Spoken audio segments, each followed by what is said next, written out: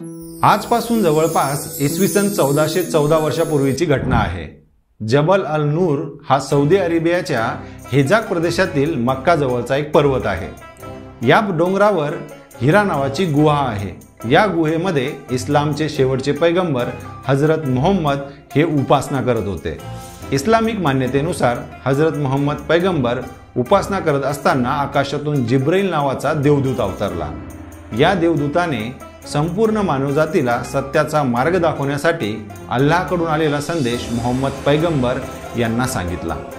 हा संदेश आपल्या संपूर्ण आयुष्यामध्ये जवळपास 23 वर्ष मोहम्मद पैगंबर यांना जिब्राईल या देवदूताकडून मिळत राहिला।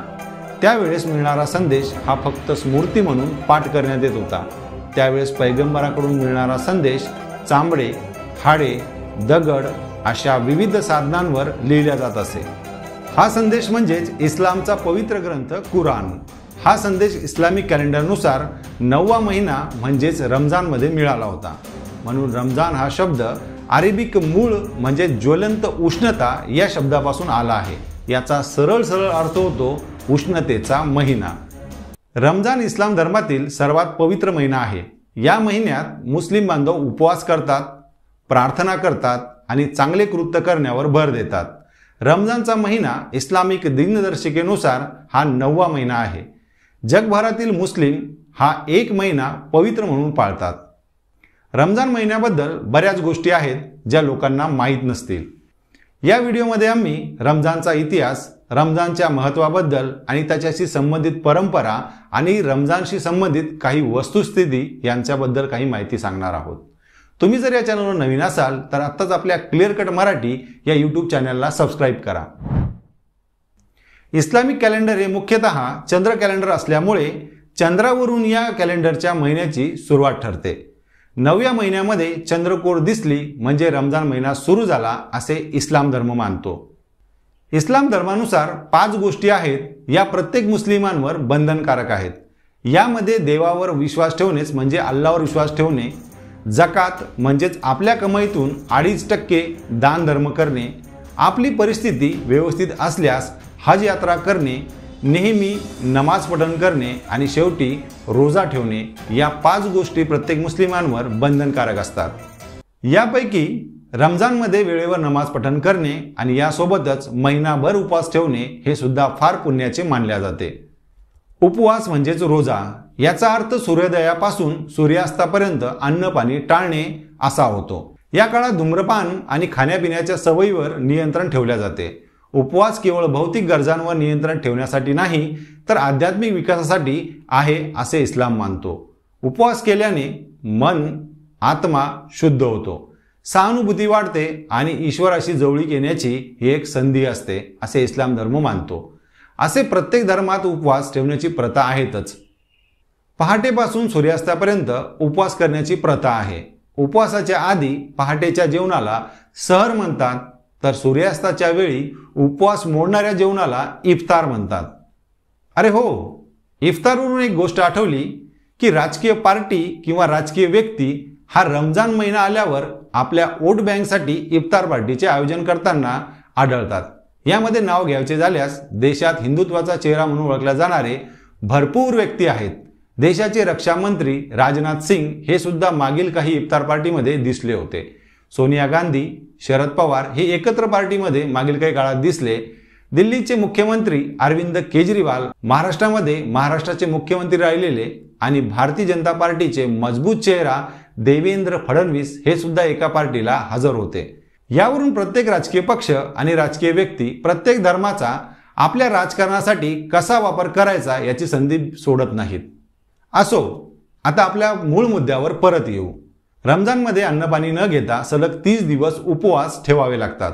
पण या उपवासामध्ये काहींना सूट असते, जसे की लहान मुले असतील, यात्रा करणारे असतील, आजारी व्यक्ती असतील, गर्भवती महिला असतील किंवा बाळाला स्तनपान करणाऱ्या महिला असतील, यांना रोज्यामधून सूट असते। रमजानमध्ये बडी रात म्हणून एक रात्र येत असते जी साधारणतः 26 किंवा 27व्या रोजाच्या दिवशी येत असते। या दिवशी सर्व मुस्लिम मस्जिदमध्ये अल्लाहकडे प्रार्थना करतात। ही रात्र यासाठी पवित्र मानल्या जाते की या रात्री आपण केलेल्या पाप आणि पुण्याची नोंद अल्लाह घेत असतो अशी धारणा मुस्लिमांमध्ये आहे। नेमके मुस्लिम व्यक्ती आपल्या प्रार्थनेमध्ये काय मागत असावे आणि मुस्लिमांच्या रमजानविषयी अनेक असे प्रश्न विविध धर्मांच्या लोकांच्या मनात असतात, ते प्रश्न जाणून घेण्यासाठी आम्ही इस्लामिक विषय ज्ञान असणारे प्रसिद्ध वक्ते नौशाद उस्मान अली सर यांच्याशी फोनवर संपर्क साधला. तो तुम्हाला ऐकवतो. Hello sir. हा जी. सर ऍक्च्युली सध्या आता जो आहे रमजानचा महिना सुरू आहे, पवित्र असा महिना मुस्लिमांसाठी. हा हा तर त्यानिमित्त काही आमचे प्रश्न होते जे सर्वसामान्यांच्या मनामध्ये असतात. हा त्याच्यापैकी जसं की रमजान महिन्यामध्ये मुस्लिम बांधवची दुआ करतात, प्रार्थना करतात, ती फक्त हा, हा. मुस्लिमांसाठीच असते की सर्वांसाठी असते सर? ती सर्वांसाठी असते.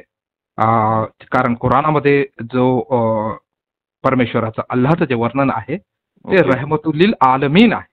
म्हणजे ओके. सगळ्या आलमीनचा, सगळ्या विश्वांचा, म्हणजे फक्त हे विश्व नाही तर ओके. म्हणजे युनिव्हर्स नाही, मल्टिव्हर्स, अजून कोणतेही विश्व असेल तरी त्यांच्यासाठी त्यांचाही तो स्वामी आहे म्हणून. ओके. आणि मुसलमानांचं जे मुस्लिम समाज तयार करण्याचं जे कारण, जो उद्देश कुराणात सांगितला गेला आहे अध्याय क्रमांक 3 आणि श्लोक क्रमांक 110 मध्ये, की कुंतुम खैर उम्मतीन उखरिजत लिन्नास, की आता ओके. तो तुम्ही कल्याणकारी समुदाय आहात. मुस्लिम समाजाला सांगितलं तुम्ही कल्याणकारी समुदाय आहात, जे लोकांच्या कल्याणाकरिता तुम्ही तयार केले गेले आहात किंवा मैदानात आणले गेले आहात तयारीसाठी, समाजकार्याच्या मैदानामध्ये आणले गेले आहात, तर लोकांच्या कल्याणासाठी. तर इथं इतका संकुचित नाही तर पूर्ण वैश्विक कन्सेप्ट आहे. ओके. ओके. म्हणजे एकंदरीतच समजा पूर्ण जगातले जेवढे व्यक्ती असतील, समुदाय, सगळ्यांसाठी ते प्रार्थना करतात.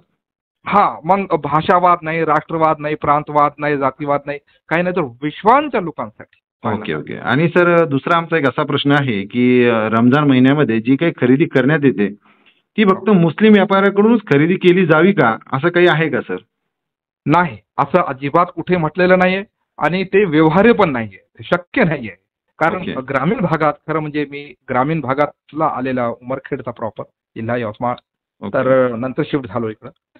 तर तिथं गावामध्ये तर जे शेवाळ्या तयार करण्याचं जे काम आहे ओके. तो जास्त करून मुस्लिमेतर समाजातले जे आमचे लोक करत असतात, नॉन मुस्लिम लोकच करत असतात. मुस्लिम समाज जो आहे, कारण शेवाळ्या खूप खातात ईदच्या दिवशी, माहित असेल शिरखुर्मामध्ये हो, हो, हो, विदर्भात टाकले जातात, तिकडे टाकत नाहीत, मराठवाड्याकडे. ओके. तर त्या ज्या शेवाळ्या आहेत तर ते गहू आणून देतात मुसलमान लोक, ओके. आणि ते त्याच्या मग पीठ करून मग शेवाळ्या करून देतात. त्यांची काही जे काही असेल त्यांचा मोबदला तो देऊन टाकतात. तर अशा प्रकारे ग्रामीण जी अर्थव्यवस्था आहे त्याला तर फार चालना मिळते या दिवशी, कारण फल फ्रूट वगैरे भाज्या हे याचं खूप जास्त प्रमाणात इथं खरेदी होते रमजानमध्ये. ओके. ओके. म्हणजे पर्टिक्युलर असं कोणत्याच धर्माकडून खरेदी नाही, जे असतील त्यांच्याकडून खरेदी करू शकतात समजा. आणि खरेदी करू शकतात बिलकुल, ओके. असं ओके. काही नाही. आणि तिसरा माझा एक असा प्रश्न आहे सर की ईदच्या दिवशी शिरखुर्मा का बनवला जातो? ऍक्च्युली शिरखुर्माच तुम्ही प्या किंवा बनवा असं कुराणातही कुठं म्हटलेलं नाहीये आणि हदीस ग्रंथातही म्हटलेलं नाहीये. वेगवेगळ्या क्षेत्रामध्ये वेगवेगळे जिन्नस ईदच्या दिवशी बनवला जातो. मला वाटते तिकडं काश्मीरकडे माखंडी हलवा ओके. बनवला जातो, तर युपी मध्ये शेवाळ्या, ओके. सवैया झाला म्हणतात, ते फक्त बनवलं जातं. अरबस्थानात कुठेही शिरखुर्मा बनवला जात नाही. शिरखुर्मा हा हो. शुद्ध रूपानं भारतीय रेसिपी आहे. अरे वा वा वा. अनेकांना माहित नाहीये.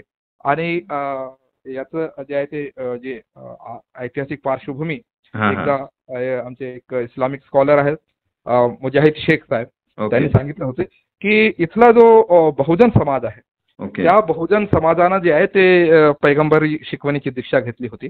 आणि ओके. त्या बहुजन समाजाला जे आहे ते अनेक अशा प्रकारचे ड्रायफ्रुट्स वगैरे खायला जे आहे ते उपलब्ध होत नव्हते गरिबीमुळे, किंवा अनेक त्यांच्यावर ज्या काही परिस्थिती ओढवली होती हा, हा. काही प्रस्थापितांनी.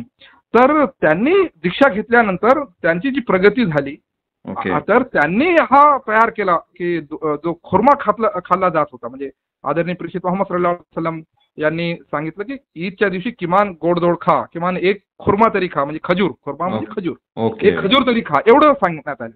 तर ती खजूर दुधामध्ये टाकून आणि नंतर ड्रायफ्रुट्स वगैरे असे तयार करून शिरखुर्मा इथल्या भारतीय जो बहुजन समाज आहे त्यांनी तयार केलेली रेसिपी आहे. म्हणजे त्यालाही एक समतेचा एक अँगल समजा आधार आहे. बरोबर आहे. खरा, म्हणजे की जसं शीरमध्ये खुर्मा, शीर म्हणजे दूध, शीर म्हणजे ओके. खुर्मा विरघळून जाते, तशा प्रकारे समाधानं राहिलं पाहिजे, गुन्ह्या गोविंदानं आणि बंधुभावानं सर्वांनी राहिलं पाहिजे. म्हणून ईदच्या दिवशी ते गळा भेट वगैरे घेतात. तो देखील सामाजिक बांधिलकीचा, एकतेचा, एकात्मतेचा संदेश आहे. ओके. आणि सर आता एक शेवटचा माझा प्रश्न आहे की जसं की इतर धर्मांमध्ये उपवास असताना अन्नत्याग केला जातो, पण त्यामध्ये पाण्याचं सेवन केलं जातं, म्हणजे पाणी पिलं जातो. मग रोजाच्या महिन्यामध्ये किंवा रोजा असताना अन्नासोबत पाणी सुद्धा का त्याग केला जातो? पाणी का चालत नाही? ऍक्च्युली एक पारसी धर्म जर सोडला तर बाकीच्या सर्व धर्मामध्ये उपवासाची संकल्पना आहे. फक्त ओके. एक पारसी धर्मच आहे की तिथं उपवास ठेवला जात नाही किंवा उलट उपवास ठेवणं पाप मानलं गेलं आहे. ओके. बाकी सर्व धर्मामध्ये उपवासाची एक वेगवेगळ्या स्वरूपामध्ये जी आहे ती हे आहे, कल्पना आहे. परंतु मुळात जी वैश्विक कल्पना आहे त्याच्यामध्ये जास्त करून माझा जेवढा अभ्यास आहे ती निर्जली उपवासाचीच आहे. म्हणजे ओके. इव्हन ख्रिश्चन लोक जे 40 दिवसाचे उपवास ठेवतात ती निर्जली उपवास ठेवतात. जीव लोक निर्जली उपवास ठेवतात. ओके. आणि जो वैदिक धर्म आहे, ज्याला हिंदू धर्म म्हटला जातो, तर त्या धर्मातले अनेक लोक निर्जली उपवास करतात. मी स्वतः ओके. आमच्या ग्रामीण भागामध्ये बघितलेलं आहे. वेगवेगळ्या धर्मसमुदायामध्ये वेगवेगळ्या संकल्पना असतात. परंतु हे मला असं वाटते की कोणत्या ग्रंथामध्ये असं काही लिहिलेलं मला तरी आढळलं नाही कोणत्या दुसऱ्या धर्माचे की अमुक वस्तू खाऊ शकतात, अमुक वस्तू खाऊ शकतात. हे नंतर जे आहे ते नंतरचं ते प्रवर्तन आहे, नंतर जे आहे ते बदल आहेत असं मला वाटते. मूळ जी उपवासाची संकल्पना आहे ती निर्जली उपवासाचीच आहे. ओके. सर नक्कीच तुमच्या या म्हणजे मतामुळेच भरपूर लोकांना आता काही अशा गोष्टी माहीत झाल्या ज्यांचे प्रश्न त्यांच्या डोक्यामध्ये अनेक दशकापासून असतील. तर तुमचे फार फार धन्यवाद सर. धन्यवाद. धन्यवाद सर. नौशाद अली सर यांच्याशी बोलल्यावर आपल्याला एक गोष्ट समजली की भारतीय रमजान आणि भारतीय ईद ही इतर देशांच्या ईदपेक्षा वेगळी असते. जसे की आपण शीरखुर्म्याचं बघितलं. शीरखुर्मा हा भारतीय लोकांनी बनवलेला आहे. रमजान आल्यावर जवळपास हा काळ 30 दिवसाचा असतो. या 30 दिवसामध्ये मार्केटमध्ये आपल्याला खरेदी करण्यासाठी मुस्लिम समुदायाची मोठी गर्दी झालेली आढळते. मुख्यतः रमजानमध्ये खजूर, फळे, सुकामेवा, दूध अशा पदार्थांचा खप मोठ्या प्रमाणात वाढतो. या महिन्यामध्ये नवीन कपडे खरेदी करण्याची सुद्धा प्रथा असल्यामुळे कापड उद्योगाला सुद्धा चालना मिळते. टाइम्स ऑफ इंडियाच्या रिपोर्टनुसार 2019च्या रमजान महिन्यामध्ये हैदराबाद येथील प्रसिद्ध हैदराबाद हलीम या एका फ्रँचायझीने जवळपास 800 करोड रुपयाचा बिझनेस केल्याचा अंदाज वर्तवला होता. यावरून तुमच्या लक्षात येईल की रमजानमध्ये आर्थिक व्यवस्थेमध्ये किती मोठी उलाढाल होते. रमजान महिन्यातला शेवटचा दिवस म्हणजेच रमजान ईदचा दिवस. या दिवशी चंद्र बघितला जातो आणि चंद्राची कोर दिसली की त्याच्या दुसऱ्या दिवशी भारतामध्ये रमजान ईद साजरी होते. रमजान ईद साजरी करणेच म्हणजे पूर्ण महिनाभर आपण ईश्वर म्हणजेच अल्लाहला प्रसन्न करण्यासाठी ज्या नमाज पठण केल्या, जे उपवास ठेवले, त्या प्रार्थना केल्या, त्या सगळ्यांचा आनंद साजरा करणे म्हणजे रमजान ईद साजरी करणे. कधी कधी चंद्र दिसला नाही तर भारतीय मुस्लिम हे अरब देशांनी साजरा केलेल्या सणाचा आढावा घेतात. सौदी अरबमध्ये रमजान ईद साजरी झाल्याच्या दुसऱ्या दिवशी भारतीय मुस्लिम रमजान ईद साजरी करतात. भारतीय संस्कृती ही नेहमी विविध धर्म, जाती आणि विविध सणांनी भरलेली आहे. सण कोणतेही असो त्यांचा भारतीय समाजावर सर्व स्तरावर परिणाम होतो. हा व्हिडिओ तुम्हाला आवडला असेल तर या व्हिडिओला लाईक करा. तुमच्या काही सूचना असतील तर त्या कमेंट बॉक्समध्ये सांगा आणि हा व्हिडिओ आपल्या मुस्लिम मित्रांमध्ये नक्की शेअर करा. धन्यवाद.